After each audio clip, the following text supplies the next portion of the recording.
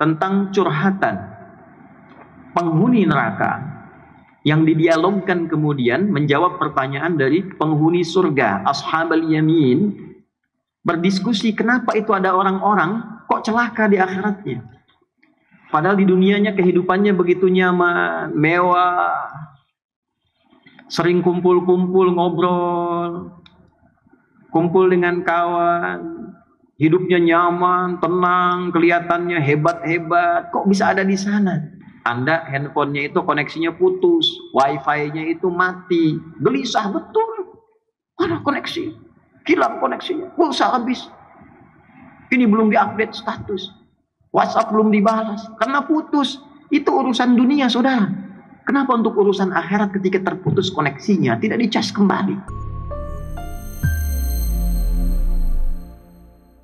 Semoga Allah senantiasa melimpahkan kasih sayang dan kemuliaan semua, dan terjaga seluruh rahmat Allah itu hingga kita kembali menghadap Allah Subhanahu wa Ta'ala, insyaallah dalam kemuliaan yang diridhai olehnya. Kita bersyukur pada Allah masih diberikan kesempatan menunaikan ibadah Jumat berjamaah. Kita bersyukur kepada Allah masih diberikan kekuatan untuk beriman sampai detik ini. Semoga Jumat ini dijadikan oleh Allah Subhanahu wa Ta'ala sebagai Jumat terbaik di antara sekian Jumat yang pernah kita lalui, serta insya Allah mengantarkan pada lembaran hidup baru dalam menjalani kehidupan di dunia ini berdasar panduan iman yang dikokohkan oleh Allah Subhanahu wa Ta'ala dalam sanubari kita. Hadirin, topik di Jumat ini sejenak kita akan menyimak tentang satu keistimewaan keunggulan Al-Quran yang memberikan kejelasan dalam tahap kehidupan yang dilalui oleh seluruh manusia. Kita memiliki keyakinan bahwa setelah kehidupan di dunia ini kita tinggalkan, maka akan memasuki dimensi yang baru, ruang yang baru, kehidupan yang baru. Mulai di alam kubur sampai dengan ke akhirat, sampai dengan puncak kehidupan kita saat kembali kepada Allah Subhanahu wa Ta'ala. Itu keyakinan yang kita tanamkan secara pasti dalam sanubari kita. Menjadi istimewa jika ditemukan keterangan, penjelasan tentang keadaan dalam kehidupan yang akan dilalui itu. Bagaimana kondisinya, seperti apa keadaannya, bagaimana kenikmatannya, kalau tidak punya bekal bagaimana resikonya, sehingga menjadi jelas tuntunan berkehidupan itu. Disinilah fungsi agama datang untuk memberikan penjelasan sekaligus menunjuk kitab sucinya, sekaligus kebenaran Tuhan yang hak yang seharusnya kita pertuhankan dan kita sembah. Bersyukur kita kepada Allah bahwa Al-Quran menjelaskan itu. Bukan hanya memberikan bimbingan tentang kehidupan kita di dunia ini, bagaimana kita menjalani hidup dari bangun tidur sampai dengan tidur kembali, dijelaskan lewat penjelasan Rasulullah SAW secara teknisnya. Lantas lebih daripada itu, digambarkan kepada kita tentang persiapan meninggalkan kehidupan dunia ini untuk beralih pada kehidupan yang abadi. Disinilah ada satu titik penjelasan yang kita akan tampilkan secara singkat di dalam Al-Quran tentang keadaan-keadaan yang akan dialami oleh manusia sebagai resiko dari perbuatan dan perilaku yang ditempuh saat berada dan berkehidupan di muka bumi. Jika positif, seperti apa gambarannya? Jika negatif, seperti apa resikonya? Yang positif ini maksudnya memotivasi kita supaya meningkatkan amal sebagai bekal untuk pulang. Karena itu kenapa ada gambaran tentang surga, gambaran tentang kenikmatan akhirat, supaya kita termotivasi menyiapkan bekal. Anda tidak akan mungkin merantau ke Jakarta kalau tidak tergambar peluang-peluang baik apa yang ada di Jakarta. Keindahan apa yang bisa dilihat. Anda tidak mungkin jalan-jalan ke satu kota kalau tidak ada gambaran sebelumnya kepada Anda tentang keindahan kota itu. Apa yang menarik Anda untuk datang?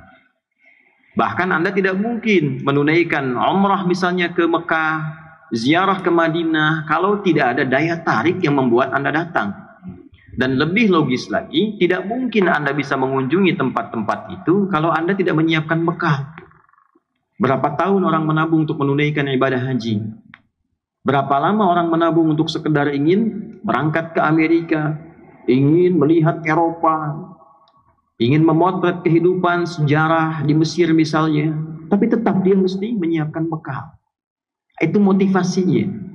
Jadi digambarkan tentang kenikmatan akhirat, tentang surga, tentang kenikmatan, tentang kemuliaan. Motivasinya supaya kita menyiapkan bekal untuk berangkat ke sana. Dalam persiapan kita berangkat itu, kita siapkan bekal-bekal yang terbaik. Itulah sebabnya kenapa di dalam Al-Quran surga-surga itu digambarkan pintunya dengan amal soleh. Kalau mengerjakan perbuatan ini, muaranya adalah surga yang ini. Kalau Anda puasa, pintu pembukanya surga, pintunya Ar-Rayyan.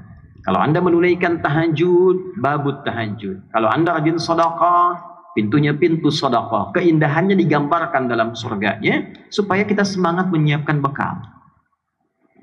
Kemudian pengertian terbaliknya juga dari lawannya.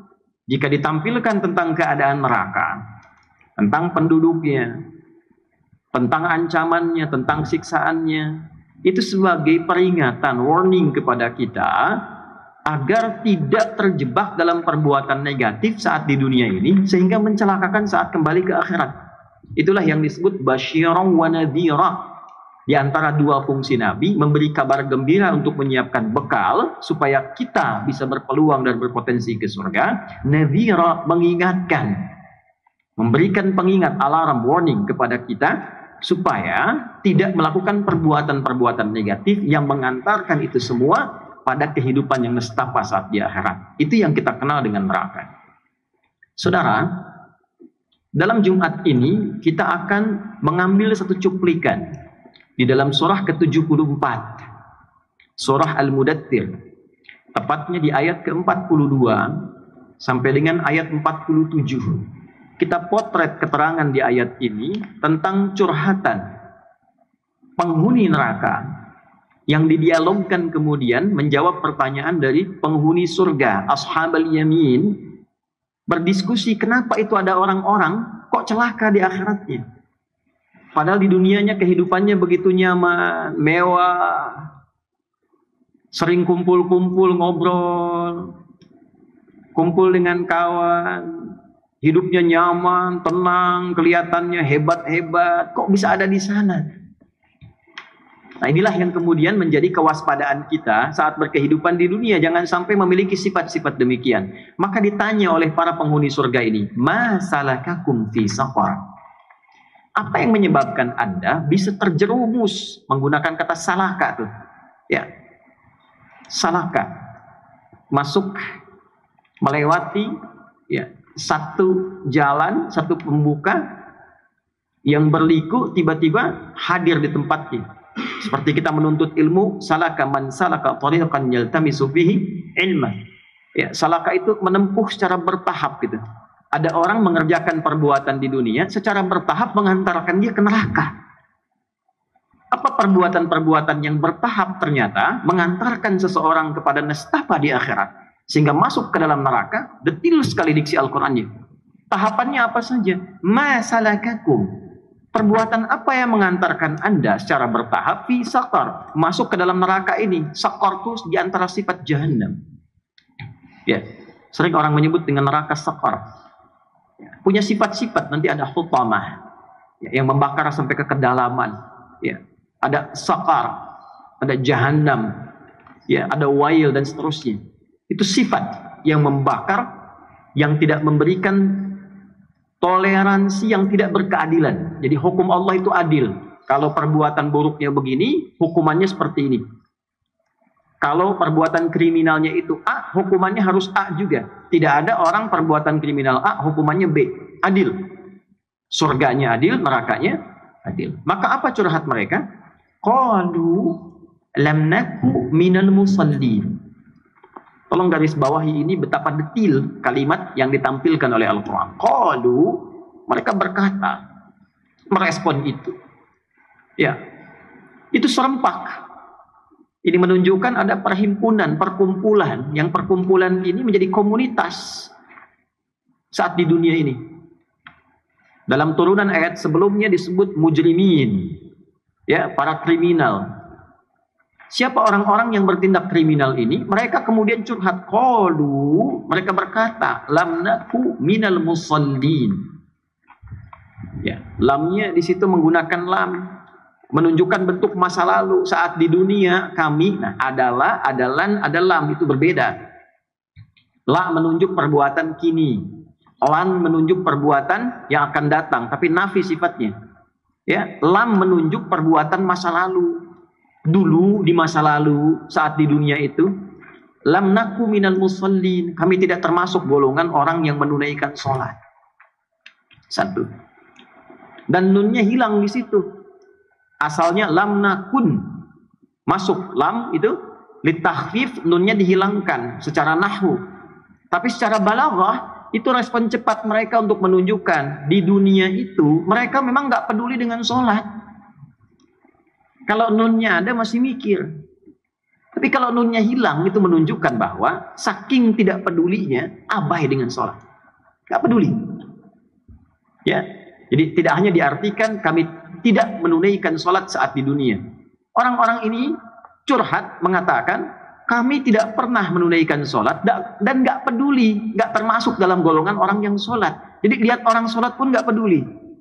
Bukan hanya tidak menunaikan, tidak mengerjakan sholat, ditampakkan oleh Allah hidayah orang ke masjid tidak tersentuh, ditunjukkan orang-orang sholat, buka YouTube, tiba-tiba keluar pelajaran sholat, tidak peduli. Dan ada dua golongan di sini. Golongan pertama memang golongan yang tidak beriman sampai dia meninggal dan tidak menunaikan sholat. Karena itu tafsir para ulama dalam berbagai kitab tafsir menunjukkan bagian pertama ini. Orang-orang yang memang tidak beriman, orang-orang yang memang kufur dari imannya, sehingga tidak menunaikan sholat dalam hidupnya. Orang tak beriman memang tak peduli dengan sholat. Karena tak ada iman dalam dirinya. Pertanyaan besarnya adalah bagaimana dengan orang yang mengaku beriman? Jangan-jangan dalam hidup ini ada orang mengaku beriman tapi juga tak peduli dengan sholat. Inilah yang ditampilkan dalam Al-Quran sebagai kewaspadaan. Jangan sampai dalam hidup ada orang mengaku beriman, saya juga Islam. Nah, kalau urusan dunia cepat mengatakan saya Islam juga kok, tapi nggak pernah sholat. Nah, kalau Quran tampilkan begitu, potensinya ada ditemukan yang demikian. Mengaku beriman, ngaku muslim, tapi keislamannya, keimanannya ditarik untuk kepentingan dunianya. Ingin mendapatkan cinta dari pasangan, ya pura-pura beriman. Ingin dapat proyek, ya dari orang Islam, pura-pura ya beriman misalnya. Atau demikian dalam kehidupan, ingin mendapatkan sesuatu, pura-pura kemudian masuk Islam, pura-pura beriman, mengatakan saya beriman tapi tidak sholat. Saudara, sholat itu adalah pembuktian keimanan kita kepada Allah. Karena itu satu-satunya ibadah yang disebut iman dalam Al-Quran itu hanya sholat. Wa ma kana Allahu liyudhi'a imanakum. Al-Quran surah kedua Al-Baqarah di ayat 143. Nabi pernah menegaskan al-farqu bainal mu'min wal kafir tarkus sholat.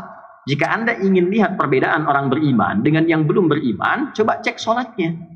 Kalau ada mengaku beriman tapi dia tidak menunaikan sholat, maka ditepikan imannya oleh Allah Subhanahu wa ta'ala. Untuk itulah amalan pertama yang disebut dalam Al-Quran berupa ibadah adalah sholat dan diletakkan setelah iman. Al-Baqarah ayat 3. Alladzina yu'minuna bil ghaibi wa yuqimunas shalah. Dalam iman itulah kita mencatat syahadat kita. Dalam iman itulah kita buktikan dalam sholat kita. Bukankah di sholat ada syahadat itu? Asyhadu an la ilaha illallah dalam tahiyat. Panggilannya, panggilan azan itu sudah ada syahadat. Allahu akbar, asyhadu an la ilaha illallah, asyhadu anna Muhammadar Rasulullah. Qomat diulang lagi. Karena itulah inti keimanan kita. Dan sholat itu, walaupun secara bahasa diartikan doa, tapi rangkaian katanya menunjuk sesuatu yang terkoneksi, seakar dengan kata silah. Artinya orang yang sholat, itulah orang yang terkoneksi dengan Allah karena imannya. Jadi kalau Anda memahami bahwa ada orang-orang yang mengatakan saya beriman, tapi tidak sholat, itu artinya dia belum terkoneksi dengan Allah. Bagaimana menginginkan surga sementara belum terkoneksi dengan Allah secara benar? Ini gambaran yang pertama. Ya, jadi kalau sifatnya jamak, ada orang kumpul-kumpul, hati-hati. Anda punya anak, Anda punya kawan, mengaku beriman, tapi abai dengan sholat. Hati-hati dengan ayat ini. Kita ingatkan, cintai saudara kita minimal dengan doa, supaya jadi ahli sholat.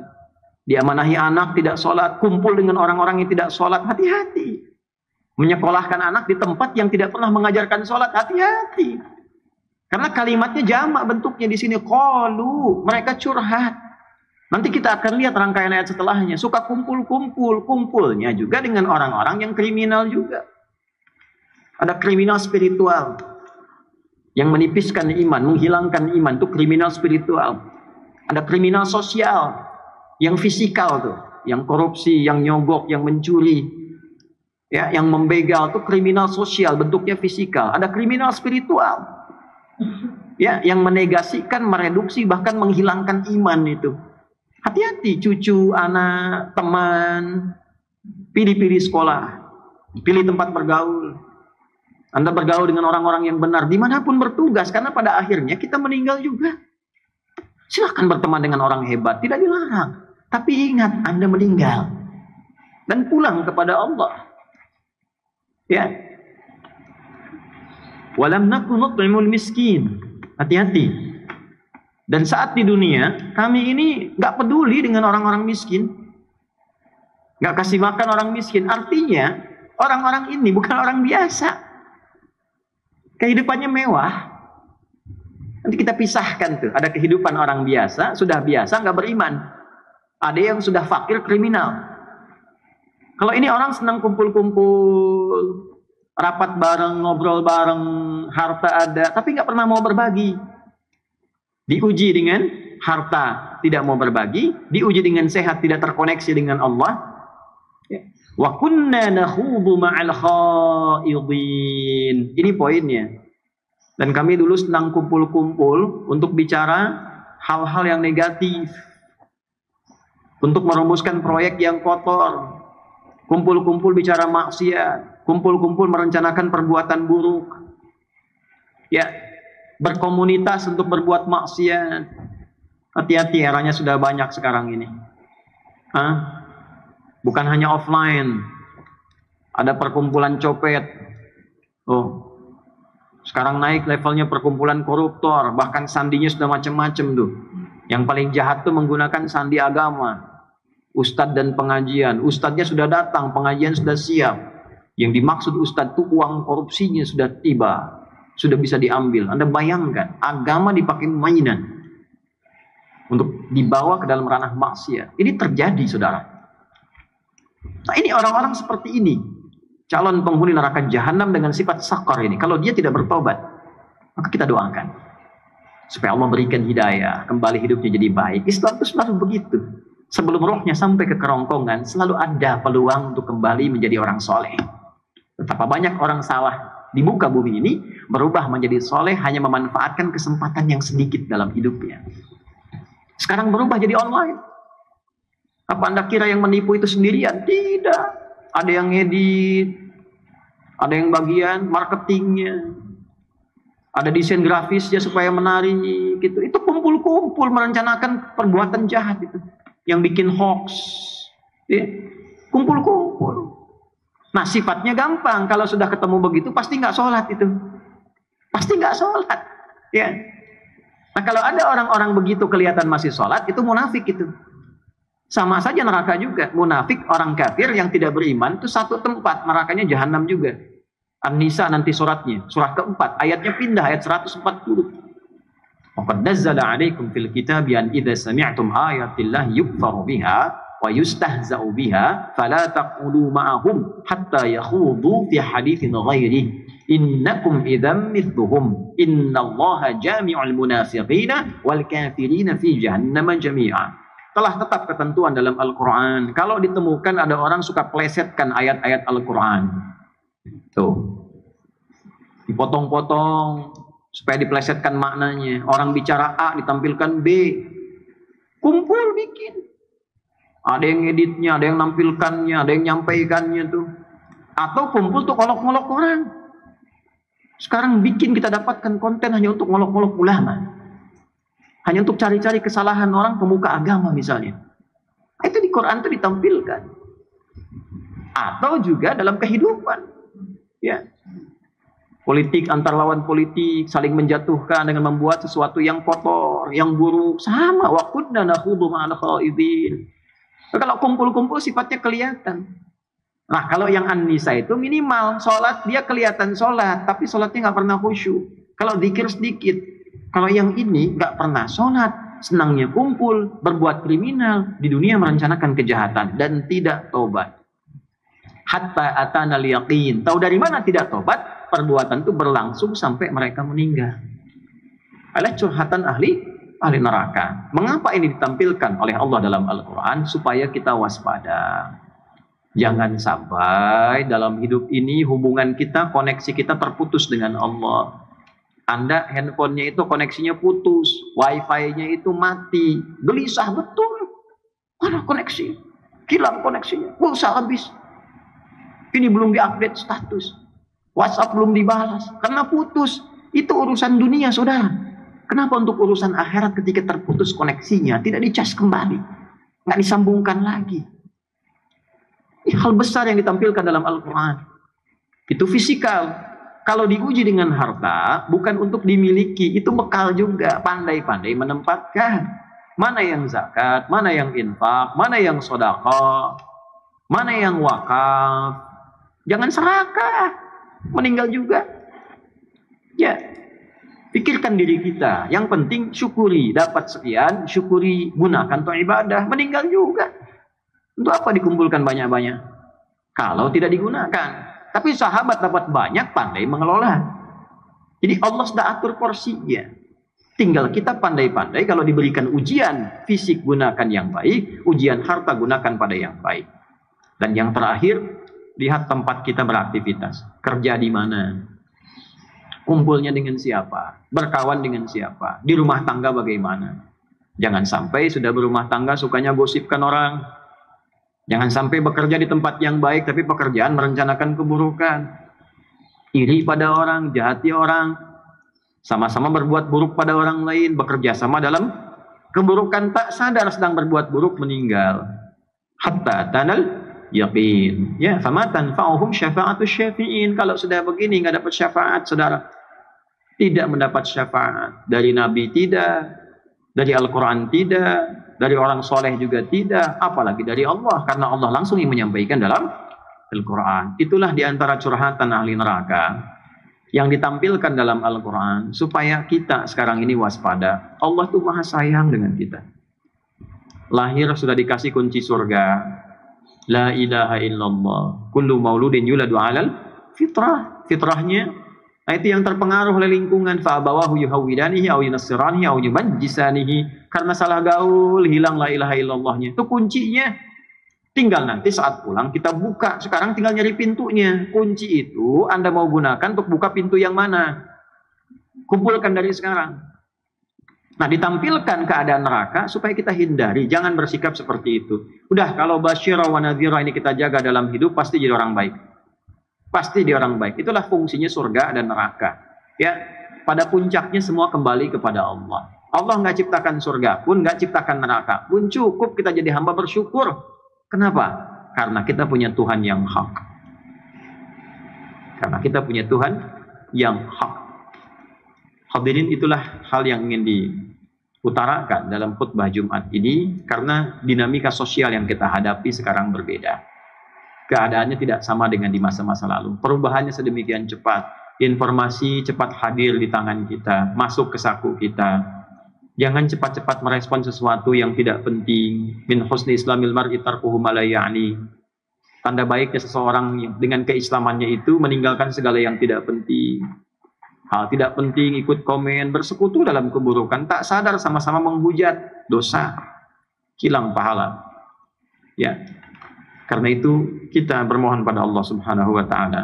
Semoga walaupun singkat kita bahas di Jumat ini, Allah menjaga kita dari perbuatan-perbuatan yang dapat meruntuhkan kehormatan kita di dunia dan berpotensi menistakan siapapun saat kembali kepada Allah di akhirat kelak. Semoga Allah melindungi kita, menjaga kita, menjadikan kita orang-orang baik sehingga bermanfaat untuk diri kita, keluarga, dan masyarakat serta bangsa dan negara yang kita cintai, Indonesia yang kita harapkan diridhoi oleh Allah Subhanahu wa taala. Barakallahu li wa lakum fil Qur'anil azim wa nafa'ani wa iyyakum bima fihi minal ayati wa dzikril hakim. Wa taqabbala minni wa minkum tilawatahu innahu huwas samiul alim. Ud'ullaha yastajib lana wa lakum jami'an.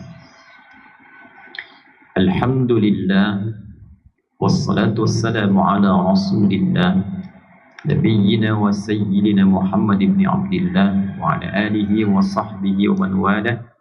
Nashhadu an la ilaha illallah lahu la syarika lah wa nashhadu anna Muhammadan abduhu wa rasuluhu alladhi la nabiyya ba'dah.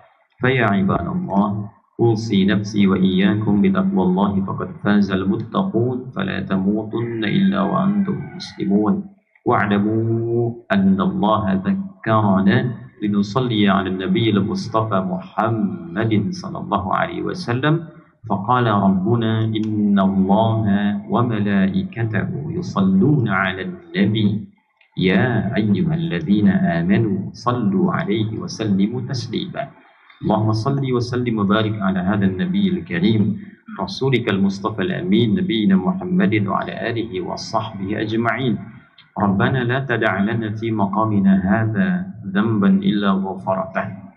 Ya Allah, jika ada pendosa hadir di Jumat ini, mohon ampuni seluruh dosa-dosanya. Wala hamman illa farajtah, jika ada yang merasakan kegelisahan, mohon tenangkan hatinya. Wala dainan illa qadaitah, jika ada yang terlilit oleh utang piutang, limpahkan rezeki kepadanya untuk melunasi utangnya. Wala maridan illa syafaitah, jika ada yang sakit, mohon sembuhkan dan angkat penyakitnya. Wala asiran illa yassartah, jika ada yang kesulitan, mohon hilangkan seluruh kesulitannya. Allahumma barik lana fi umurina wa amrina kulliha. Ya Allah, mohon berkahi kehidupan kami dan usia kami seluruhnya hingga kami berpulang kepadamu dalam kebaikan. Allahumma barik hadhil bilad Indonesia al-mahbubah wahidna ya Allah fi ta'atika wa jannibna minat tafruqah. Ya Allah, mohon berkahi ya Allah negara kami tercinta Indonesia, satukan kami dalam ketaatan kepadamu, jauhkan kami dari perpecahan. Wahdi umara'ana wa ru'asana liyahtadu ilaika ya Allah wa yukhafifu hisabahum yawmal qiyamah. Dan mohon berikan bimbingan hidayahmu kepada para pemimpin kami di semua level kehidupan berbangsa bernegara, agar bersikap adil hingga meringankan hisab mereka saat kembali kepadamu di hari kiamat. Wahfad ulama'ana waj'alhum mukhlasin lakad-din. Dan mohon jaga, lindungi dan berikan hidayah pada ulama kami supaya ikhlas dalam berdakwah, mencerahkan umat, menyatukan dalam kebaikan yang Kau ridai. Allahumma barik hadhil madrasah akhyar wa ma'haduha mira ya arhamar rahimin wa barik lana ya Allah fi jam'iyatina mubarakatan kama barakta ibadaka salihin bi amalihim ya arhamar rahimin. Ya Allah, mohon berkahi dan jadikan amal saleh sekolah ini, pesantren kami, ya Allah, yayasan kami dan semua yang terlibat di dalamnya, satukan dalam kemuliaan dan kebaikan. Jadikan jariah bagi kami saat kembali kepadamu dalam hisab ya arhamar rahimin. Allahumma ja'alna min ahlil Qur'an waj'alil Qur'ana sahiban lana fid dunya nuran lana fil qubur wa syafi'an lana fil akhirati ya arhamar rahimin. Rabbana atina fid dunya hasanah في الآخرة حسنة وقنا عذاب النار وصلى الله على سيدنا محمد وعلى آله وصحبه أجمعين وآخر دعوانا سبحانك اللهم ربنا وبحمدك نشهد أن لا إله إلا أنت نستغفرك ونتوب إليك والحمد لله رب العالمين.